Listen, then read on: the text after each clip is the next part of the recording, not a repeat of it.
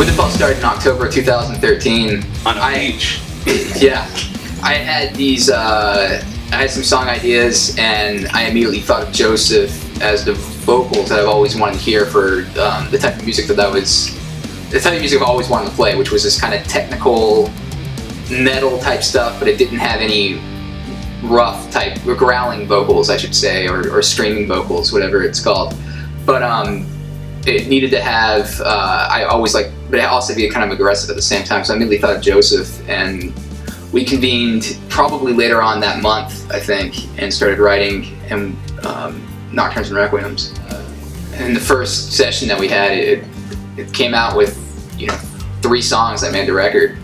Not all of it was written, but I would say probably 80%, especially of the structure, the main structure, was completed in that one day during that first session, and we were immediately like, yeah, this is going to be what it's going to be. Yeah, the first day we spent about 6 hours just matching melodies with chord progressions. And I think, 3 songs we had choruses and verses, and even some of the interlude sections already written.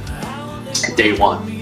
Us actually getting together and writing them, it probably took about 2 months, but it was solid work for those 2 months. I think the last song to be written was Nobody Sleeps Here. That was the last one. The last one finished, yeah. But the core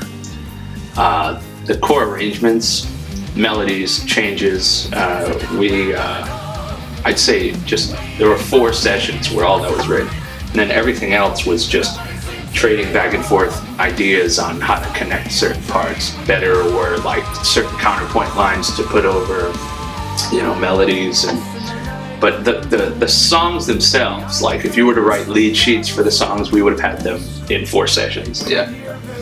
So after Joseph and I had a lot of the bulk of the material down, I met up with drummer Adam Sagan in November of 2013 to just do some of the initial pre-production kind of work. I wanted to hear how the song sounded with drums on it, and I knew Adam was the guy. I worked with him before in 2010 on a record I did.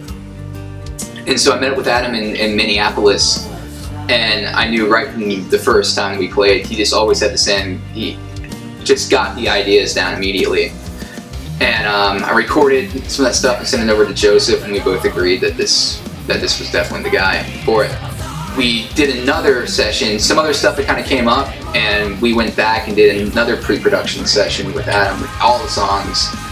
Well, yeah, that was after, because we were working in my studio, just getting everything down to click tracks so we can hand them off to Adam to finalize the arrangements. And then, we flew up there, and 90% of it was done that weekend. We actually hand scored out everything.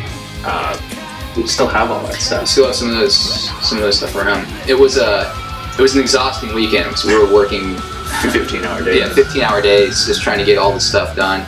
It was kind of Joseph and I live real close to each other, but Adam was in Middle America, so we had to fly out there a couple times to go make sure everything was ready for when we recorded.